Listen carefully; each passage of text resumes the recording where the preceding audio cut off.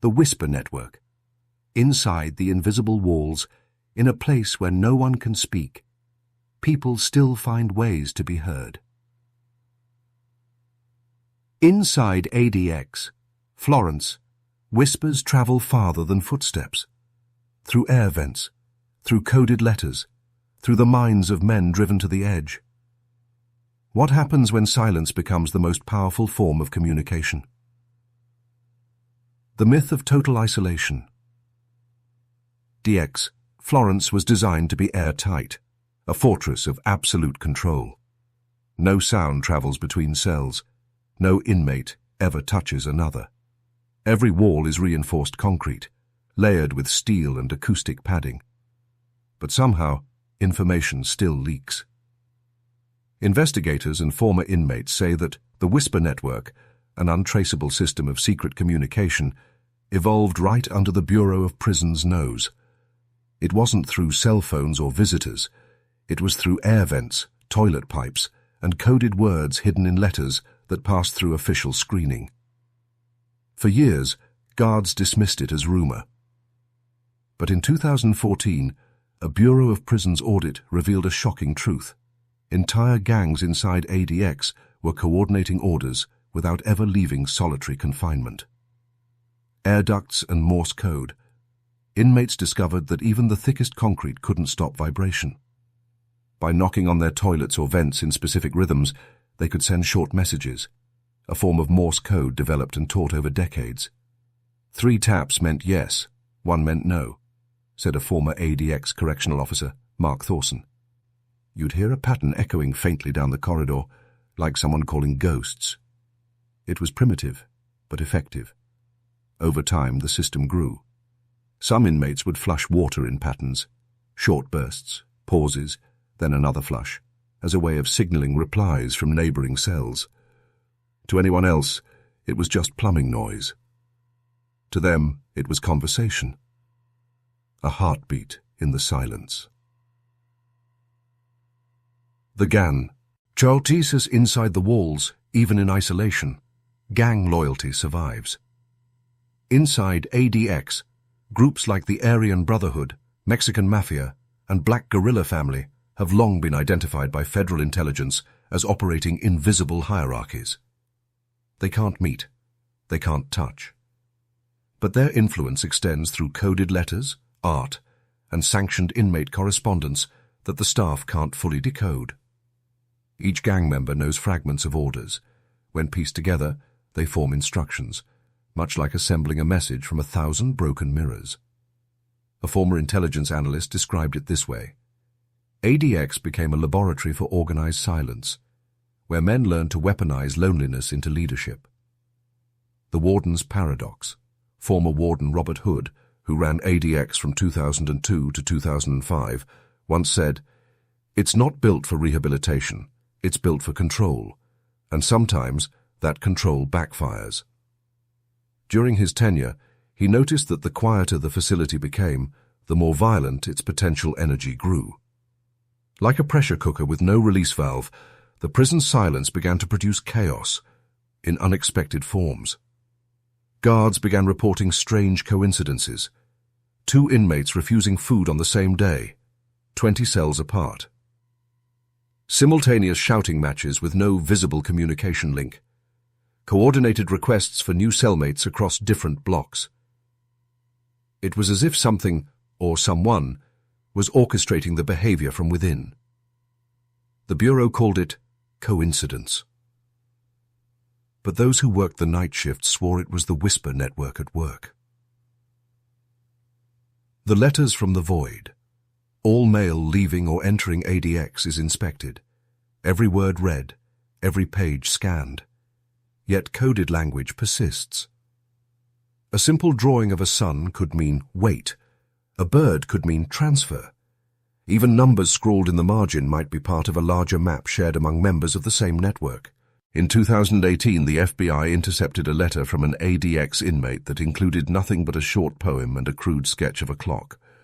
Hidden within the spacing and punctuation was a message outlining an external drug route linked to an outside gang.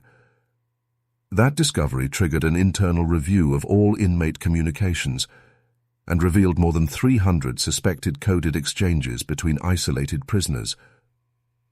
ADX was no longer just a supermax prison, it was a cipher machine. Psychological warfare. The Whisper network didn't just help inmates communicate, it became a psychological game. Some inmates deliberately sent false codes, tricking others into believing in conspiracies that didn't exist. Others created imaginary allies, fake voices in the pipes, to keep themselves from going insane. Psychologists studying the phenomenon called it hallucinatory companionship.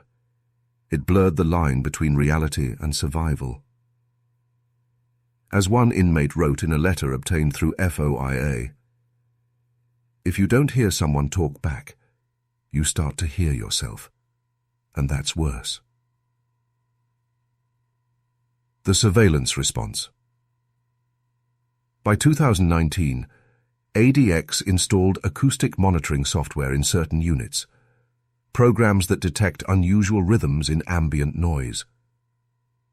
The goal was to catch tap communication, but even machines couldn't decode every sound. Guards now rely on behavioral algorithms, tracking patterns in meal returns, movement requests, and even restroom usage to identify covert coordination. Still, for every adaptation the system makes, the inmates adapt faster. As one officer admitted anonymously, "You can shut their doors, but you can't shut their minds." A prison that learns but never listens, ADX, Florence has become something more than a prison. It's a paradox.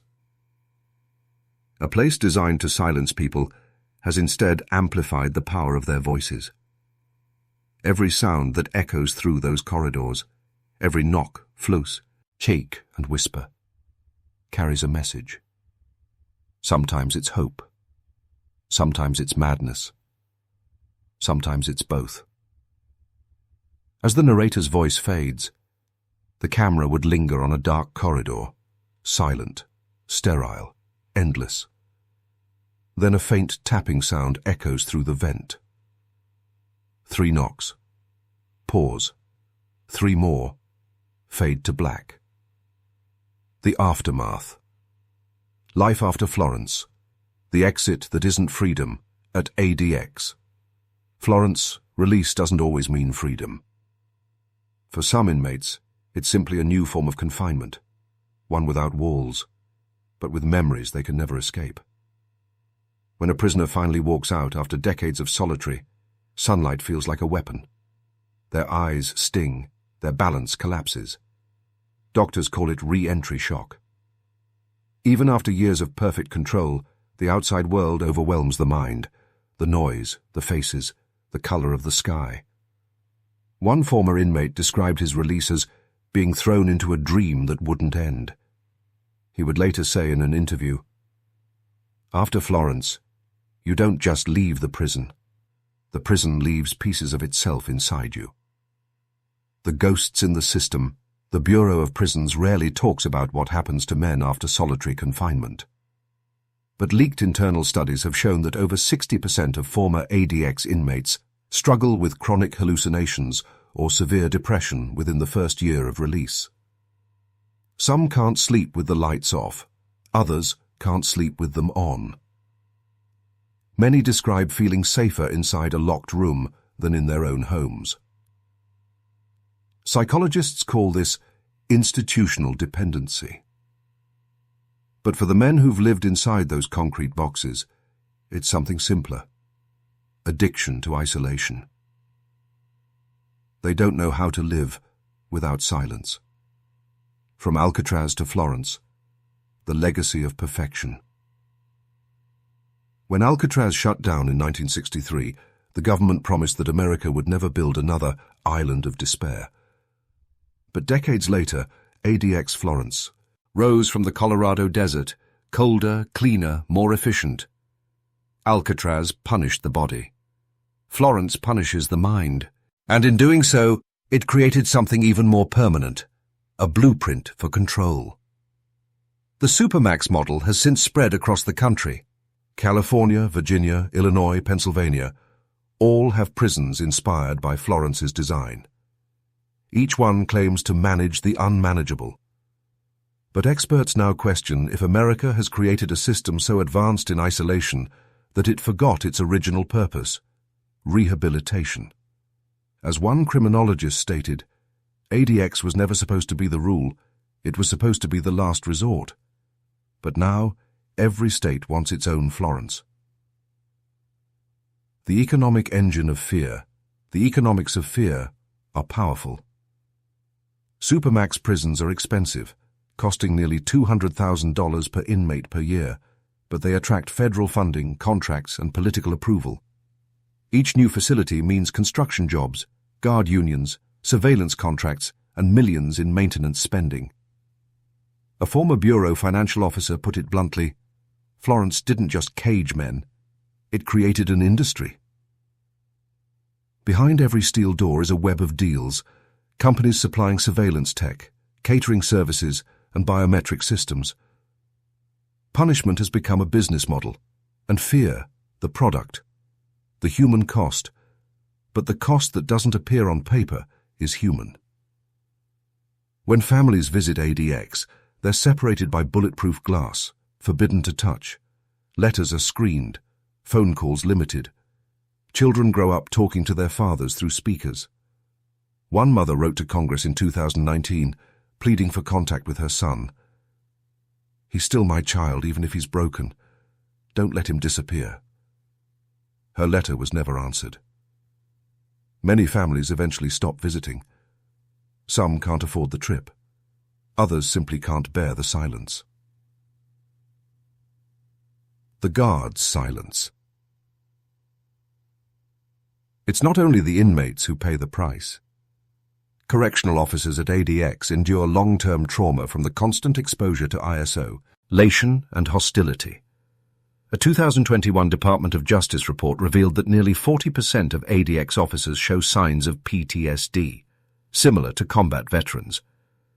They work in an environment where human contact is both necessary and forbidden, where empathy can be dangerous, and detachment is survival.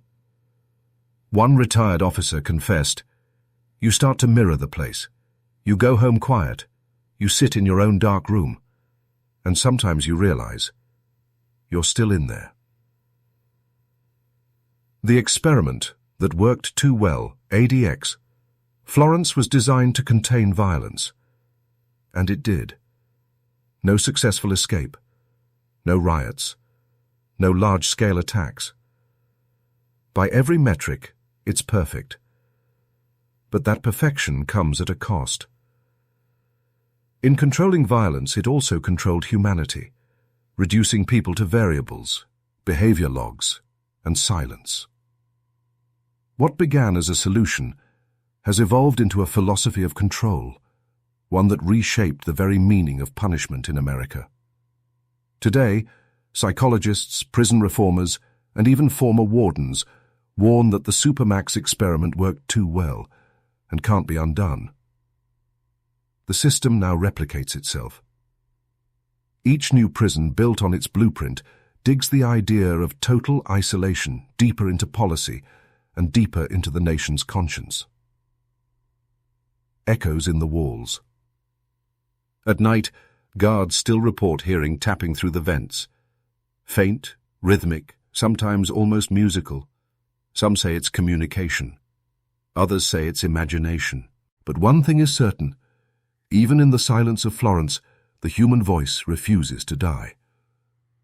That's the paradox of control. The more you try to silence something, the louder it becomes. The end of silence.